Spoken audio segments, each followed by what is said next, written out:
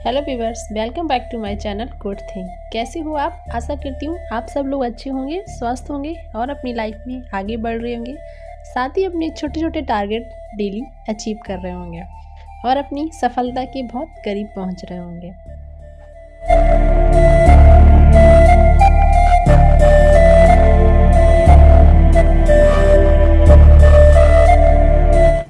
रोज की तरह हमारी मॉर्निंग हो चुकी है और अभी बज रहे हैं 6।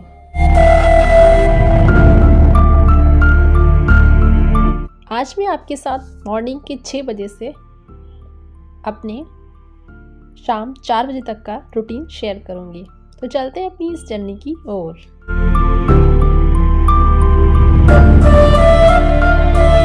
आज यहाँ का मौसम बहुत ख़राब है, बहुत बारिश हो रही थी, आप देख ही रहे हो कंडीशन।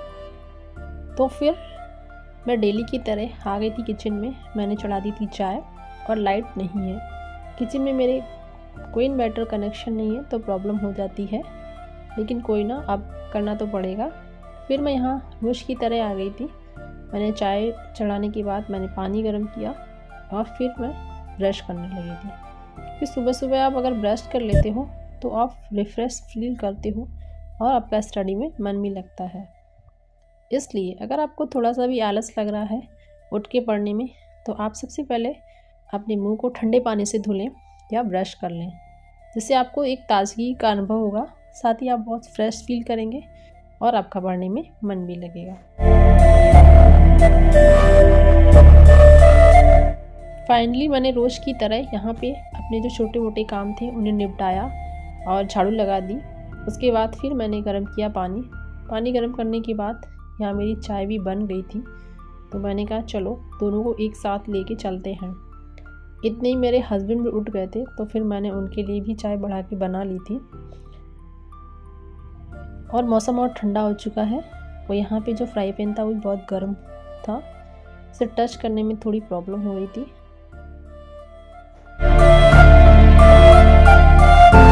तो आज हम आपसे बात करना चाहते हैं जो हाउसवाइफ हैं, जिनके 2 बच्चे हैं और बच्चे परेशान करते पढ़ने के लिए, वो पढ़ नहीं पा रही हैं। ऐसे मेरी एक सब्सक्राइबर हैं, इन्होंने मुझे कमेंट किया था कि आपका बच्चा तो पढ़ने देता है बट मेरा बच्चा मुझे पढ़ने नहीं देता है।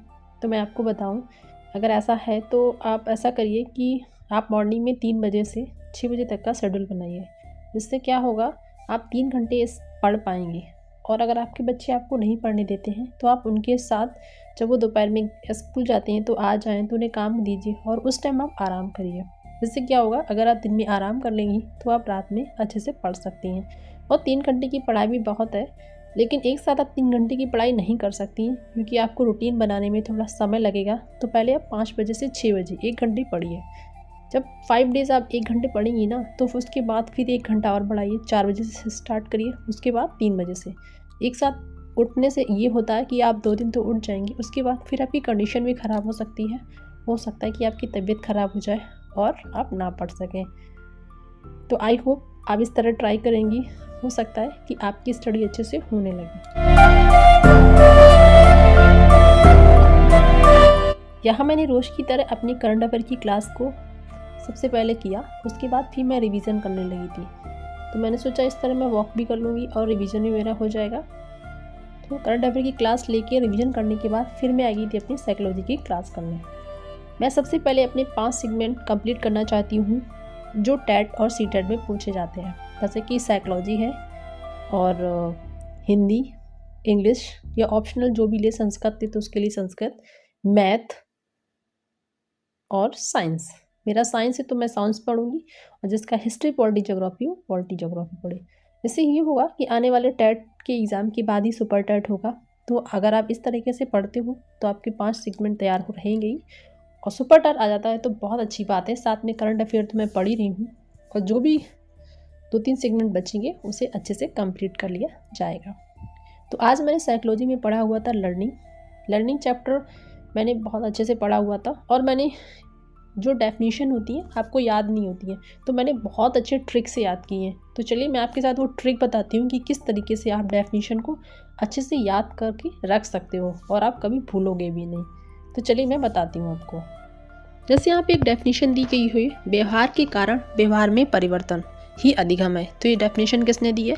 याद करना थोड़ा मुश्किल होगा, इसलिए मैंने इसको याद किया है कि जब आप किसी के साथ अच्छा या बुरा व्यवहार करते हो तो वो क्या करता है? वो आपको मारता है, मतलब फोड़ देता है। तो गिलफोर्ड, अगर आप बुरा व्यवहार करोगे तो आपको फोड़ देगा। तो इसलिए व्यवहार के कारण व्यवहार में परिवर्तन ही अधिगम है, ये डेफिनेशन दी है गिलफोर्ड ने।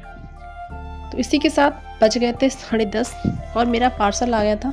तो मैंने अपनी आधे घंटे की पढ़ाई नहीं कर पाई, सिर्फ 2 घंटे की पढ़ाई ही कर पाई थी। और ये मैंने कपड़े अपने बेबी के लिए ऑर्डर किए हुए थे हॉपस्कॉच से। तो मैं आपको दिखाती हूँ इनकी क्वालिटी कैसी है और ये कपड़े किस रेंज में हैं।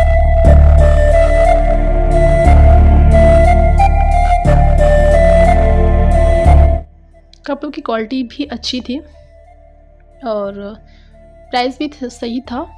तो मुझे तो कपड़े बहुत पसंद आए। अगर आप ऑफलाइन भी लेने जाती हो तो इस टाइप की कपड़े नहीं मिलते हैं वैराइटीज़ में, और प्राइस जो होता है लगभग सेम ही होता है। तो मुझे तो कपड़े पसंद आए। अगर आप लोगों को भी अच्छा लगे, अगर लेना चाहते हो तो हॉपस्कॉच से आप शॉपिंग कर सकते हो। तो इतना सब करने के बाद फिर मैं गई थी किचन में काम करने। बारिश भी हुई थी और पानी जो था घर के अंदर पीछे वाला जो रूम है उसी खिड़की इन्होंने खुली रख दी थी बीच वाले से, तो अंदर आ गया था, इसलिए बहुत दिक्कत हुई थी। तो आज क्लीनिंग भी करनी पड़ी मुझे। तो फाइनली मैं उसी काम को निपटा रही हूँ। तो चलिए आप लोगों से ये काम करने के बाद फिर मिलती हूँ।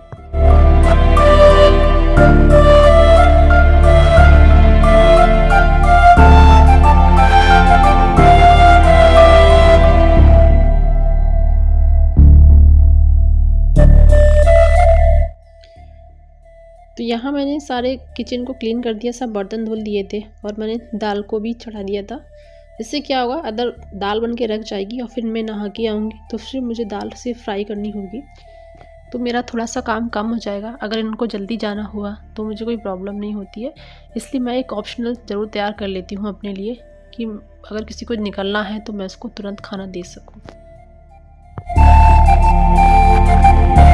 मेरे भाई की शादी भी आने वाली है अभी लास्ट टाइम में, तो मैं पढ़ाई के साथ साथ उसका भी थोड़ा ध्यान रख रही हूँ अपने स्किन का, क्योंकि शादी में जाना वो भी ज़रूरी है। तो यहाँ मेरा दूध आज जल्दी आ गया था कच्चा, तो मैंने कच्चे दूध में शहद और थोड़ी सी मुल्तानी मिट्टी का पैक बनाया हुआ है। इसको फेस में लगाने से बहुत अच्छा बेनिफिट मिलता है। साथ ही अगर रात में आप कोई भी विटामिन सी सीरम का यूज करते हो तो आपकी स्किन अच्छी रहती है, साथ ही ग्लो करती है। मैंने ट्राई किया, मुझे बहुत बेनिफिट मिला है।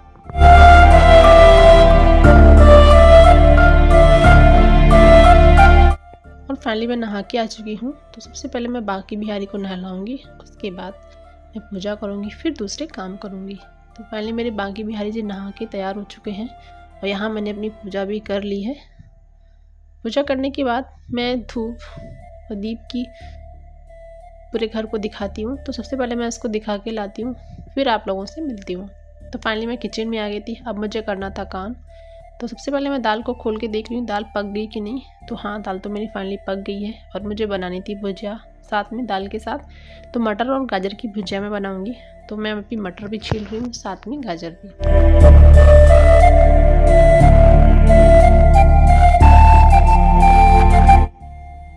और मेरे भाई की शादी आने वाली है, इसीलिए मैं अपनी स्टडी में 2 घंटे एक्स्ट्रा बढ़ा रही हूँ कि 4 घंटे की जगह मैं 6 घंटे अगर पढ़ाई कर लूँगी तो अगर मुझे 1 वीक के लिए जाना पड़ा अपने मायके तो मेरी पढ़ाई लॉस नहीं होगी, क्योंकि वो मैं 6 दिन इन 20 दिन में अपना यूटिलाइज़ कर लूँगी। इसीलिए मैं डेली अपना ऐसा सेटअप बना के रखा है कि मैं उतने दिन की छुट्टी लूँ तो मेरा कोई लॉस ना हो। कि वैसे भी मैं अपने मायके भी नहीं जाती हूँ, अधिकतर मैं यहीं रहती हूँ। जब भी कोई ओकेज़न होता है या कुछ होता है तभी मैं जाती हूँ, 1 या 2 साल में। ऐसा तो कभी नहीं पड़ता कि मैं वहाँ रुकने जाऊँ, क्योंकि ऐसा मेरे साथ हो नहीं पाता है। और इस बार जाऊँगी तो थोड़ा एक्साइटमेंट भी है। काफ़ी टाइम हो चुका है मैं अपने घर नहीं गई हूँ, कोई त्यौहार कहीं भी नहीं गई हूँ, तो जाऊँगी तो थोड़ा अच्छा लगेगा। ये याद करके ही खुशी मिल जाती है हम महिलाओं को, क्योंकि हमारा जीवन ही ऐसा होता है। जब एक घर में रहते हैं तो वहाँ का सब कुछ होता है, जब वहाँ से यहाँ आ जाते हैं तो फिर यहाँ की चीज़ें ऐसी हो जाती हैं कि यहाँ से आप नहीं जा सकते हो किसी कंडीशन में। किसी किसी का तो मन भी करता है जाने का, फिर वो नहीं जा पाता है क्योंकि उसके साथ सिचुएशन ऐसी होती हैं। तो फाइनली छोड़िए, क्या कर सकते हैं। तो यहाँ मेरी भुजिया बन गई है। इसमें मैंने कुछ भी यूज नहीं किया, नमक और इसमें मिर्च का इस्तेमाल किया हुआ है। जीरे का, और भुजिया बहुत ही टेस्टी बनी हुई थी। तो यहाँ मैं लगा रही हूँ अब भोग लगाऊंगी भगवान को। तो सबसे पहले मैं बाकी बिहारी की थाली लगा देती हूँ, उसके बाद फिर आप लोगों से मिलती हूँ।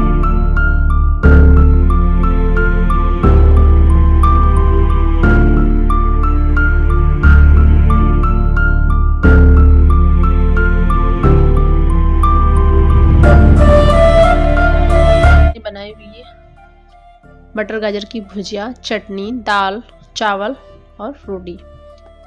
चावल की भी सीटी लग गई है, लेकिन मैं चावल मेरे हस्बैंड को पसंद नहीं है तो मैं उनको नहीं दूंगी, मैंने अपने लिए बनाए हुए हैं। और यहाँ मैं लगा दूंगी मक्खन, क्योंकि मक्खन उनको बहुत पसंद है। तो मक्खन लगाने के बाद फिर चलती है बाकी बिहारी को कराते हैं भोजन, उसके बाद फिर सब लोग खाना खाते हैं।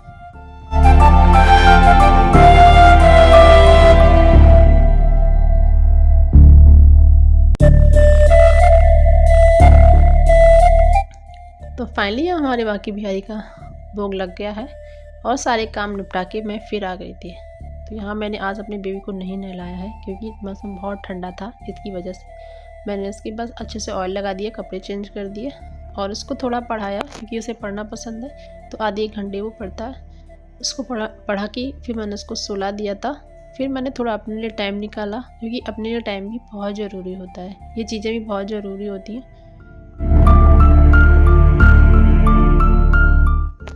उसके बाद मैं 2:30 बजे हो गई थी फ्री और मैं फिर आ गई थी पढ़ने। तो अब मैं पढ़ूंगी पर्यायवाची और विलोम शब्द मैं से तैयार करूंगी, क्योंकि मेरे पास अभी 1-2 घंटे का टाइम है, उसमें कोई आ भी सकता है तो डिस्टर्बेंस भी हो सकती है। लेकिन विलोम और पर्यायवाची ऐसा है, अगर मैं पढ़ूंगी तो आधे घंटे में मेरा कंप्लीट हो जाएगा। जो इम्पोर्टेंट है उसे मैं पढ़ूंगी।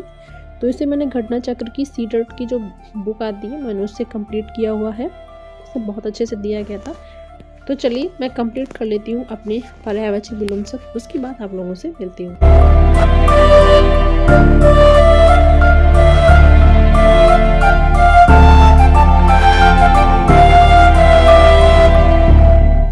तो यहाँ पे फाइनली मैंने अपने जो टाइम था 1 घंटे अच्छे से पढ़ लिया है और मैंने यहाँ पे 120 पर्यायवाची शब्द जो हैं वो तैयार कर लिए हैं। कहा जाता है कि सफलता एक दिन में नहीं मिलती, लेकिन एक दिन ज़रूर मिलती है। अगर आप रोज़ रोज़ का थोड़ा थोड़ा समय यूटिलाइज करते हो तो आप ज़रूर सफल होते हो। इसी के साथ मैं अपने ब्लॉग का करूँगी अंत। पता ही नहीं चला टाइम कब कट गया। तो चलिए प्लीज़ अगर ब्लॉग को पूरा देखा करिए तो लाइक ज़रूर किया करिए, प्लीज़ प्लीज़ प्लीज़। चलिए मिलते हैं कल, तब तक के लिए नमस्कार।